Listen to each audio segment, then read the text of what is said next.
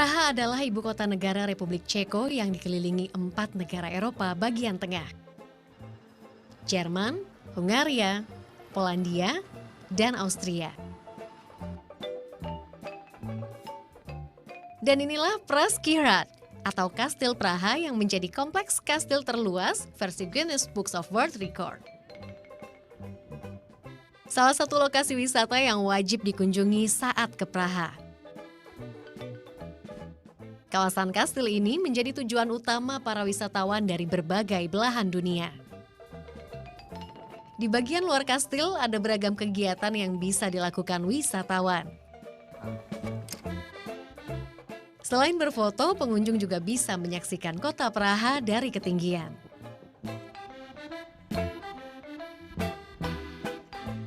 Kompleks kastil seluas 70.000 meter persegi ini sebagian menjadi istana Presiden Republik Ceko.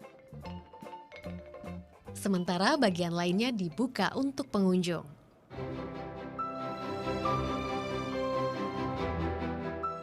Bangunan-bangunan di area kastil berfungsi sebagai museum dan gereja. Kemegahan Kastil Praha bahkan pernah dijadikan latar dalam film Mission Impossible 4, Ghost Protocol. Dalam film, lokasi ini diceritakan sebagai Istana Kremlin di Moskow. Tak heran, wisatawan menjadikan Pražský hrad sebagai salah satu tujuan utama. Selain wisata, Praha juga menjadi salah satu tujuan para pelajar dari seluruh dunia, termasuk Indonesia. Namun di tahun 1965, karena gejolak politik saat itu, sejumlah mahasiswa Indonesia tidak bisa kembali ke tanah air. Salah satunya yang akan saya temui sekarang ini.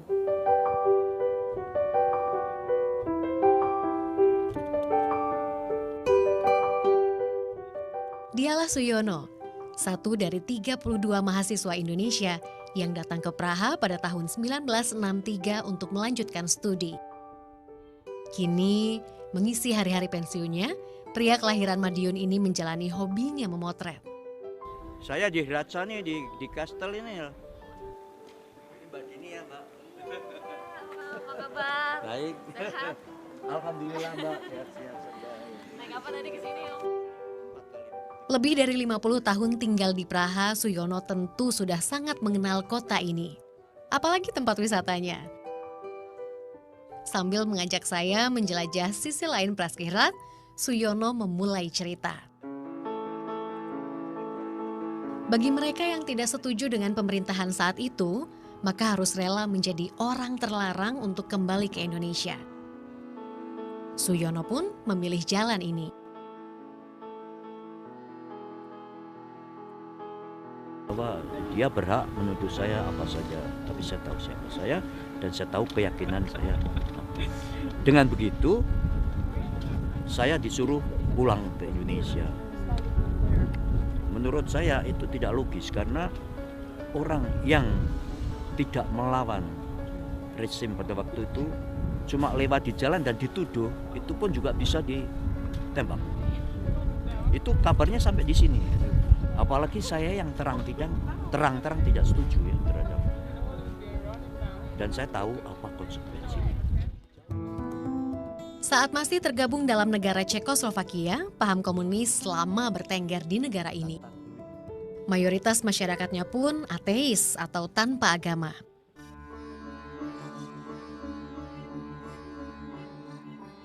Tinggal di negara jajahan komunis cukup lama, itu sebabnya pria berusia 77 tahun ini sempat jauh dari Islam. Namun kini, hidayah Allah datang kembali.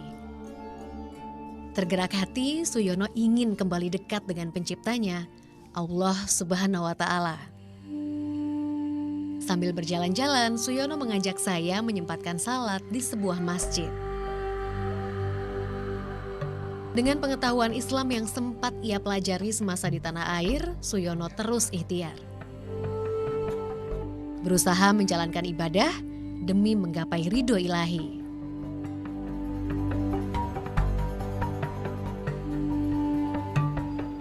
Hari berganti gelap, Suyono mengajak saya ke rumahnya. Mengenal lebih dekat kehidupannya bersama sang istri.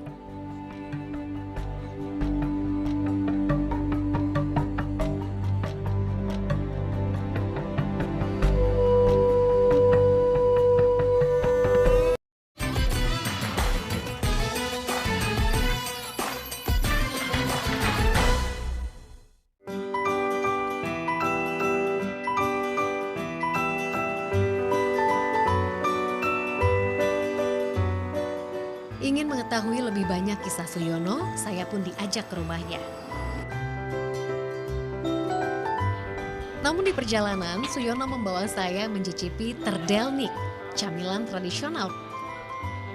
Kue Ceko. tradisional Ceko. Coklat, ya, Oke. ya. Kita icipin ya. Ya. Bentuknya seperti roti gelang yang ditaburi gula pasir dan kayu manis. Cara membuatnya dengan dimasukkan ke batang besi yang diputar-putar di atas perapian. Satu buah terdelnik seharga 50 koruna atau Rp25.000.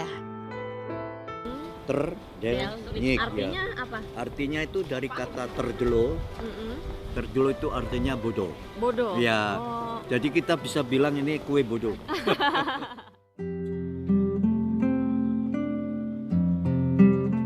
Sambil menikmati terdelnik, Suyono pun berbagi cerita tentang keinginannya lebih mendalami Islam. Jadi gimana ceritanya yang sekarang udah mulai deket lagi sama Allah, sama Islam? Itu gimana ceritanya? Karena saya dasarnya Islam dan saya pungkirin bahwa jiwa saya Islam. Tapi karena liku-liku kehidupan di mana saya sudah lama di luar negeri dan tidak terpaut dengan keislaman yang ada di Indonesia. Tapi alhamdulillah kaum Islam, kaum Muslim yang ada di Praha itu mereka ketat dan bersatu dan teguh bersama-sama. Dan dengan begitu karena saya mencari jalan Allah secara Muslim, ya saya bergabung dengan mereka.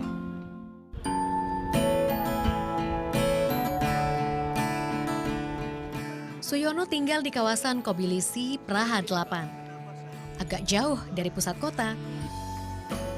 Kami harus menumpang tram dan bus untuk sampai ke sana. Selain metro, tram dan bus memang menjadi transportasi favorit masyarakat termasuk wisatawan di Praha. Tram beroperasi di dalam kota Praha yang tidak dilalui jalur metro. Ada sekitar 26 jalur dengan durasi kedatangan antara 8 hingga 10 menit.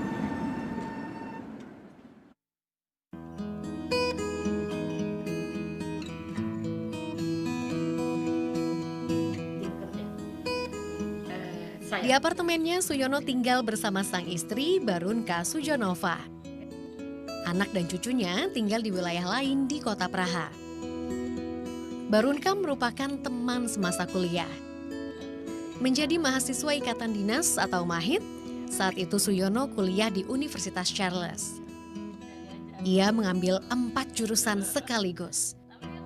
Jurusan pedagogi, psikologi anak, kultur politik, dan media massa. Tak bisa kembali lagi ke tanah air dan dicap komunis, Suyono pun pasrah. Satu-satunya peristiwa menyedihkan baginya saat ia tak bisa pulang ketika sang ibunda meninggal dunia. Tapi bagi Suyono, hidup harus terus diperjuangkan. Ia pun menyelesaikan kuliah dan menemukan tambatan hati di kota romantis ini. Ia menikahi wanita asal Zlin ini pada 10 September 1971. Mereka saling menghormati keyakinan masing-masing. Saling menjaga toleransi, meski awalnya tak mudah. It is difficult. Ale řekni, že když si vezmu kluka ze stejné ulice, tak při 50% rozvodovosti Berdoa terus-terusan supaya dia tahan dengan saya. Iya, iya, iya. Saya juga berdoa supaya kita bersama terus karena memang itu tidak gampang. Perbedaan budaya tak membuat biduk perkawinan berhenti berlayar. Mereka terus berjuang menekan ego masing-masing. Membentuk suatu peraturan yang kita kerjakan sama-sama, ya, dan berat sambil sama-sama dijinjing, ya itu kata-kata itu, ya. Jadi itu membuat kita kuat bersama-sama. Di usia senjanya, kini Suyono hanya berharap hidup bahagia. Menghabiskan sisa umur bersama keluarga tercinta. Ia pun senang setelah ada pemutihan, mereka, para eksil, bisa kembali ke tanah air. Suyono telah beberapa kali pulang ke Indonesia untuk sekadar bersilaturahmi. Kini hidupnya dihabiskan bersama 2 anak dan 3 orang cucu. Dan tentu saja, terus mendekatkan diri kepada Allah, menjemput hidayah dari Sang Maha Pencipta.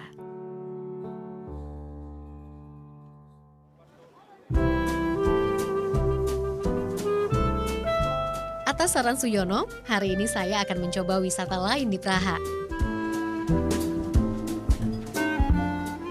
Ya, menikmati cantiknya Praha bisa juga dengan mencoba wisata airnya. Tersedia wisata menyusuri Sungai Vltava dengan kapal yang disediakan penyedia jasa wisata. Wisatawan bisa memilih kapal besar ataupun kecil. Harga tiketnya mulai 290 koruna atau sekitar Rp150.000 untuk durasi perjalanan minimal 1 jam. Yang paling banyak diminati yaitu berwisata sambil makan siang dan makan malam di atas kapal. Ada sedikitnya 40 kapal yang beroperasi per hari. Untuk kapal yang akan saya naiki kali ini berkapasitas maksimal 200 orang. Wisata dengan kapal ini banyak diminati paket-paket tur, terutama dari Asia seperti Jepang dan Korea.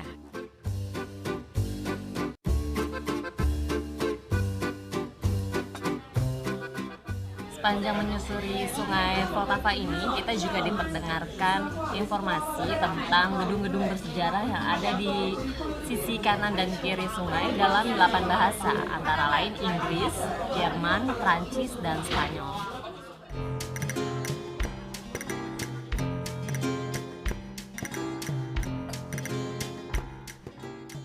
Ingin lebih puas memandangi cantiknya Praha, kita bisa mengambil tempat di bagian atas.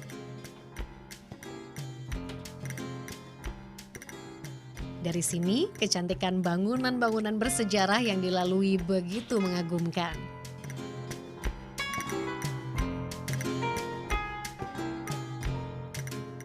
Namun menjadi muslim di Praha tak selalu berjalan damai.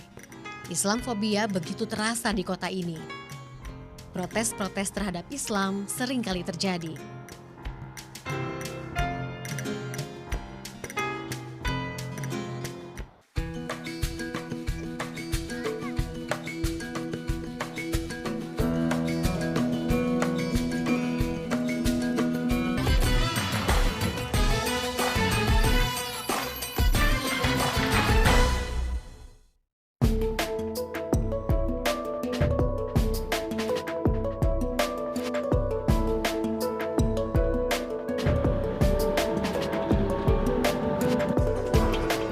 Meski mayoritas masyarakat Praha memilih ateis, tak sedikit warga Praha yang akhirnya hijrah memeluk Islam.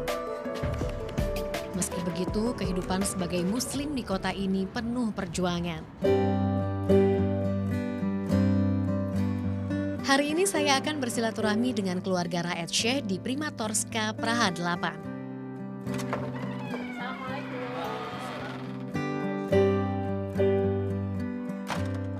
Inilah keluarga kecil Raed. Raed berasal dari Palestina beristrikan Lucy Kamezova yang merupakan mu'alaf asli Ceko. Lucy sudah memeluk Islam jauh sebelum menikah dengan Raed. Wanita berusia 33 tahun ini tertarik dengan ajaran Islam saat dirinya duduk di bangku kuliah. Ia banyak membaca buku tentang Islam, termasuk Al-Quran. Hingga akhirnya hidayah Allah datang. Ia memutuskan memeluk Islam di usia 19 tahun. Perlahan, ia pun mencoba mengenakan hijab menutup aurat. Awalnya, ia hanya mengenakan hijab saat ke masjid. So after about 14 days after I come first time to masjid, I start to wear hijab outside also, normally. And it was shock for my father. First time he saw me outside and he saw me, the time he knew me, it's me, but he don't say even hello. he go away from me and he run away. But at the time they used to be comfort with it, like something. It's normal for them now. Ya, Lucy bersyukur orang tuanya memiliki cara berpikir yang moderat, sehingga keputusannya untuk memeluk Islam dan berhijab tidak menjadi masalah berarti. Bahkan Lucy semakin mantap hidup dalam agama Allah. I feel comfortable in Islam. The other people, I ignore them. If they don't respect my hijab or if they are not comfortable with my hijab, I don't care. It didn't touch me. Raed dan Lucy menikah di tahun 2002. Kini mereka telah dikaruniai 3 orang anak. Menanamkan ajaran Islam kepada anak-anak dilakukan Raed dan Lucy sejak dini. Meski tidak mudah, karena lingkungan mereka mayoritas non-muslim, terutama di sekolah. Yang mereka lakukan adalah memberi contoh. It is very difficult of time because of time. It's a matter of time. It's a matter of not everyone is able to teach, you know, not has the patience to teach. So it's case by case. For me, alhamdulillah, I had some commitment to doing that. Allah. Maryam yang sudah menginjak usia 9 tahun, sudah diberi tanggung jawab untuk melakukan ibadah seperti salat 5 waktu. Sementara Mahdi yang berusia 7 tahun dan Iman yang baru 5 tahun masih secara perlahan diajarkan tentang ibadah.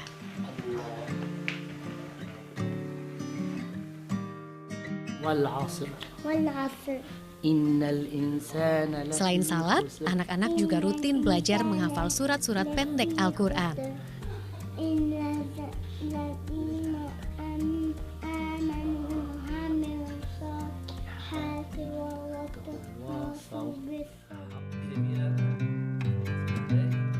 Agar anak-anak senang beribadah, Raed dan Lucy punya cara khusus. Mereka membuat tabel pelaksanaan ibadah, mulai dari berwudu, salat, dan mengaji. Jika kolom ibadah terisi penuh, maka beragam hadiah siap diberikan. Dan hari ini, hadiah yang diberikan adalah jalan-jalan ke kebun binatang.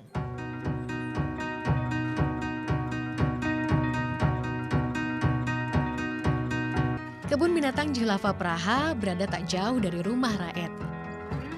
Hanya membutuhkan waktu 5 menit saja berkendara. Berwisata ke kebun binatang yang dibangun tahun 1957 ini menjadi salah satu hadiah yang paling disukai anak-anak. Kebun binatang dengan luas sekitar 9 hektar ini memiliki koleksi lebih dari 670 ekor hewan dari berbagai negara. Dan sedikitnya ada 146 jenis hewan yang bisa disaksikan di sini.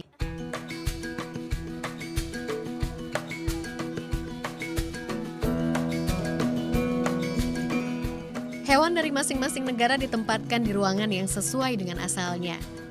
Hewan dari negara tropis, suhu ruangannya pun diatur sesuai suhu tropis. Salah satunya hewan-hewan di paviliun Indonesia ini. Bagi keluarga Raed yang belum pernah berkunjung ke Indonesia, mengenal hewan-hewan di sini menjadi pengalaman menarik. Paviliun seluas 500 meter persegi ini dibangun layaknya alam Indonesia. Selain sebagai hadiah bagi anak-anak yang rajin beribadah, berwisata ke kebun binatang juga sekaligus menjadi edukasi mengenal ragam ciptaan Allah. And we showing them the animals and how they live in their nature.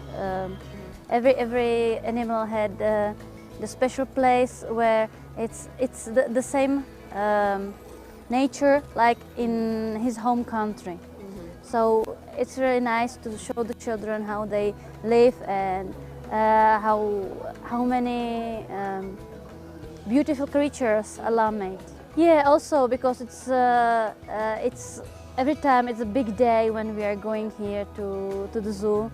So if they are successful in the school or they finish all the praying, so we give them some gifts and one of them could be this trip here to zoo.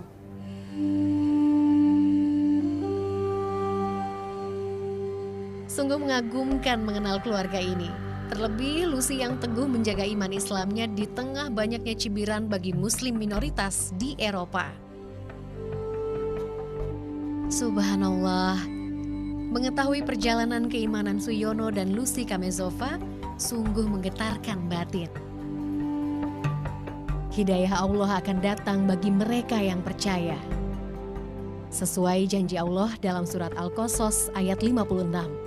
Sesungguhnya kamu tidak akan dapat memberi petunjuk kepada orang yang kamu kasihi. Tetapi Allah memberi petunjuk kepada orang-orang yang dikehendakinya. Dan Allah lebih mengetahui orang-orang yang mau menerima petunjuk.